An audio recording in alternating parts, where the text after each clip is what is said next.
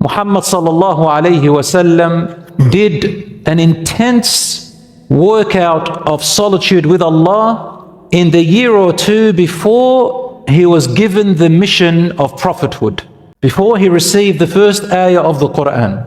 It was at a time when he was about 38 and 39 years old, just before 40, because we all know he received the first revelation at what age? 40 years old. So at about 38 years old, Aisha radiallahu anha narrates, the hadith is in Bukhari and in Muslim, it's well known. She said, because the Prophet, peace be upon him, told her the story when he used to be married to Khadija radiallahu anha. He told her when, after she died, and he married Aisha later on radiallahu anha, and he told her the story, and she narrates the story to us, telling us when the Prophet sallallahu alaihi wasallam, just before receiving the revelation, his prophethood mission began with dreams. He used to see dreams, and as he saw the dream, they happened exactly like that the next day or so. As clear as the moon, perfect. So his wahi, revelation, inspiration from Allah began with dreams, slowly getting him ready to it. Whenever he saw a dream and it became true, the Prophet ﷺ started to feel a connection with Allah stronger than before. Yet even at that point, Rasul ﷺ did not know what he was exactly seeing. He did not know how to read or write. He did not know the scriptures. And he did not know what the true meaning of iman was, as Allah revealed it in the Quran later on. But he knew there's only one God worthy of worship. He knew the religion of his forefather Abraham alayhi salam, and he hated and disliked and despised the idols which his people were worshipping. And he wanted guidance. He was lost, but not lost in the sense of depression, or lost in the sense of anxiety, or lost in the sense of not knowing who he is. He just needed guidance. I need to go somewhere, but I don't know where to go. He had an epiphany, he had a guidance, but he didn't know where to go with it. But Allah subhanahu wa ta'ala was preparing him. And so, from those dreams, she said, he began to desire solitude, khalwa, to stay away from the people and their idolatry and their oppression and their losthood and their misguidance. He wanted to go away and sit alone and just ponder and reflect. So he chose the famous cave of Hira. The cave of Hira is in Mount Nur, Jabal al-Nur. All of you have been to Umrah or Hajj. You have been there probably. Some of you have climbed the mountain. It's very steep, very high, probably about 380 meters high. And you can see it on Google, of course, Jabal al-Nur, Ghari Hira. And he used to climb that mountain on foot. He would take food with him from Khadija radiallahu anha, and he had people in the home. He didn't just leave his family. He would leave them food, he would leave them wealth. They weren't just looked after, then they weren't just abandoned.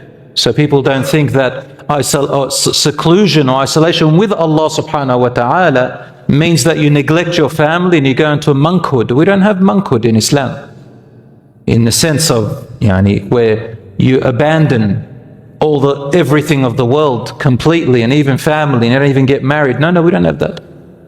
But he lived with them, and whenever they ran out, he would come every 3-4 days. He would come back, see them, take some food with him. He didn't abandon food either. He would take it with him, and he would stay in Ghari Hira nights and days alone, nobody around him. And by the way, that was a place where righteous people before him, from among the pagans, that those who chose not to worship idols, they also used to go to that cave. A lot of you don't know this. Some historians say people like Waraq ibn Nawfal, who was the first cousin of Khadija radiallahu anha, he never worshipped idols, but he knew the scriptures, the ancient scriptures of the people before. There were several among the Quraysh people and the Arabs, among the other Arabs, who used to go to that same place and just reflect and ponder on the oneness of Allah. Such a high cliff cave where you can see the world in front of you, and the cave itself faces the Kaaba, the holy house of Allah. The Rasul ﷺ used to go up regularly, and sometimes he would spend 3 nights, more nights, sometimes he would extend it to a week or so. And the most that he spent over there in a whole 30 days was Ramadan, when he was 39 years old. 39, he used to spend the most time alone in the cave. And Aisha radiallahu anha says he used to worship. Now, how did he worship? Rasul sallallahu alaihi wasallam worshipped by pronouncing words of praise to Allah, calling upon God in the way that he understood. He would make dua, supplicate to God and talk to Him subhanahu. He would ponder on Allah's creation, and he would say things like, all of this cannot be foolish, for a foolish reason. Looking at the Kaaba and understanding what one God means, monotheism, tawheed in all its sense. And he was waiting for guidance. That khalwa, that solitude with Allah brought him peace, strengthens his heart, got him ready for the mission to start until the time came. And as he was sitting inside the cave alone in solitude in khalwa with Allah subhanahu wa ta'ala, suddenly a man unknown to him entered. Can you imagine sitting alone in a far place where nobody is around and it needs hours for anyone to get to you, and suddenly a man who is unknown to you, wearing completely white with not a blemish of dirt on it or soil or any kind of stain, beard dark black with not a single bit of dust on it, as if he's come out of the shower and gone to a beautician, rocks up just in front of you suddenly like that, enters through the door. This man enters and says, Ya Muhammad iqra, Muhammad read, just like that. Right at that point, the Rasul sallallahu alaihi wasallam became terrified. It's a shock. Read. What kind of feeling did he feel? The man was the angel Gabriel, Jibreel alayhi salam. And you know, in the Bible, the Old Testament, New Testament, it's full of stories of prophets and messengers who, when they first saw the angel Gabriel or any other angel, they were also terrified. It's such a terrifying thing. But then, after the terror precipitates, they become at peace with that angel. And that angel becomes their messenger and their solitude. That's what happened to the Prophet ﷺ with the angel Gabriel, became his best companion. Anyway, he comes in and says, Iqra, read. The Prophet ﷺ said, Ma ana biqari. He's shivering, saying, I don't know how to read. So then he hugged him tightly, as much as he could hug, as much as a man could be hugged without dying, without losing his breath, without breaking his bones. Then he said, read. He said, Ma ana biqari. I really cannot read. So he hugged him a second time and a third time. And after the third time, something about it made the Prophet ﷺ ready to memorize and not forget. So it calmed him down just for that split second. And he said, Iqra bismi rabbika alladhi khalaq. And then he paused. Iqra, read in the name of your Lord who has created everything. Why did he say those verses? Because they mean this. Read, O Muhammad, recite. Recite what I am about to tell you, word for word, letter for letter, and follow my lead. That's what it means. Bismi Rabbik, by the name of your Lord, by the help and the support of your Lord, and under the permission of your Lord, and from your Lord, this is coming. That's what it means. Alladhi khalaq, the one who created everything, meaning the one who created everything. And you are now thinking, how am I going to read? How am I going to memorize? How am I going to learn? The one who created everything is the one who can make you learn and make you memorize and make you read without knowing how to read. And you read as in recite from his heart. So Allah is capable of everything. And then he said, خَلَقَ الْإِنسَانَ مِنْ عَلَقٍ. He created man out of leech-like cloth. اقْرَأْ وَرَبُّكَ الْأَكْرَمُ. Read, and your Lord is the most honorable and generous. الَّذِي عَلَّمَ بِالْقَلَمِ. The one who taught man with the pen. عَلَّمَ الْإِنسَانَ مَا لَمْ يَعْلَمْ. He taught man that which he did not know before. That's it. And the man vanished. Jibreel alayhi salam vanished. At that point, the Rasul sallallahu alaihi wasallam was filled with fear because he's a human being. He's a what? He's a human being. Shouldn't he feel peace at that point? No, actually the opposite. This actually proves that he is truly the messenger of Allah. That he was a human like all the other messengers who were sent, and he is like us. And he is afraid. Had he made up this religion or made up the Quran, he would not appear afraid. He would appear the way you expect to see him, because then it'll be a trick.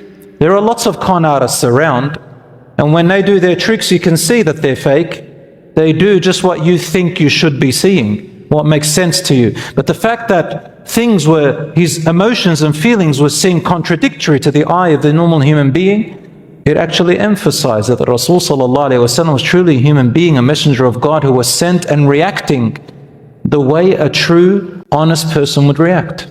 He came down the mountain, went to Khadija's house, and by the way, it wasn't Khadija radiallahu anha in the house alone. So when we say that he was blanketed, we always assume that it was Khadija radiallahu anha herself who blanketed him. Yes, she was the main one part of it, but the others in the house also. He had 4 daughters. He had Ali radiallahu anhu, and he had Zayd ibn Haritha. 7 people in the house who all came to his aid, alayhi salatu wassalam. So you need support. They blanketed him, he said, Zammiluni, blanket me, wrap me up. Because he came, Aisha radiallahu anha says, his shoulders were shaking. You know, when you shake from the head, from neck and shoulder, it's truly shaking. He was not suicidal. He was not insane. He did not say, he wasn't crying. He was just in shock. And he said to Khadija radiallahu anha, I fear they will not be able to cope. What does it mean? It means that the Quran that he had received and the words that Jibreel had told him that you are the messenger of God, you're going to be sent as a mission, because that's what he said to him. He said to Khadija, I don't know if I'm going to be able to cope and hang in holding on to this message and taking on this mission. Some people misinterpret that and they forge an interpretation saying that he was scared for himself, meaning he thought he was going crazy. No, that's not the meaning. Rasulullah ﷺ never thought he was going crazy at all. 2 years of solitude with Allah and all of his life feeding the poor and the needy and the orphans and the destitute and reconciling between relatives and family. Khadija radiallahu anha said to him, by God, Allah will not leave you, meaning he will support you all the way, and he knows that you can do this mission. For you are the one who feeds the poor and reconciles between families, and you are the one who looks after the destitute, and you are the honest, the trustworthy. But I have a cousin named Waraq ibn Nawfal. He is a knowledgeable man of the scripture. I'll take you to him. And she took him to him, and he said to him, describe what you saw. And he said, I saw this and I saw that. And he said, ذَلِكَ النَّامُوس. That is the secret bearer of messages, meaning the angel Gabriel. And he said, if Allah gives me life to the day when your people will kick you out of your home and belie you, I will be the first one to support you. And subhanAllah, he died before Rasulullah was kicked out. What I mean by kicked out, yani his own people, they mistreated him and they exiled him from his home. And he said, are they going to exile me? What have I ever done to them? And he said, no prophet or messenger received this mission except that their people did the same to them. People don't like the truth. They want to do whatever they want. And truly he was. And again, there are so many lessons here and reasons and arguments to show that Rasulullah was truly the messenger of Allah. So going back to this, the whole story that you just heard started off with a khalwa, a solitude with Allah subhanahu wa ta'ala. Solitude with Allah, my dear brothers and sisters, is the strength to face any fear, worry, anxiety, stress, anything. in your life that you go through. Sickness, hardship, loss of wealth, loss of lives, grief, solitude. And I remember, brothers and sisters, and may Allah subhanahu wa ta'ala have mercy on your loved ones. Any of you who've had loved ones, family members who've passed away, it is something that can't be described. And I remember when I lost my son and brother, rahmatullah alayhim ajma'een, khalwa was the thing that helped me the most. Solitude with Allah. Did you know that? Solitude with Allah. Of course, support of family, support of friends and other things, but one of the main things was khalwa with Allah. But khalwa, solitude with Allah subhanahu wa ta'ala, brothers and sisters, should be done regularly. Not only when you're sad, not only when you need Allah. Unfortunately, many people only do this when they only need Allah, when something's taken away, when they feel lost. My brothers and sisters, Allah is above that more, and you are more deserving of your connection with Allah than just when you are in loss. Allah tells us in the Quran, وَإِذَا مَسَّ الْإِنسَانُ ضُرٌّ دَعَانَا. When human beings are afflicted with some harm, they call upon us, whether standing or sitting or on their side, meaning they're constantly calling upon us in all their states.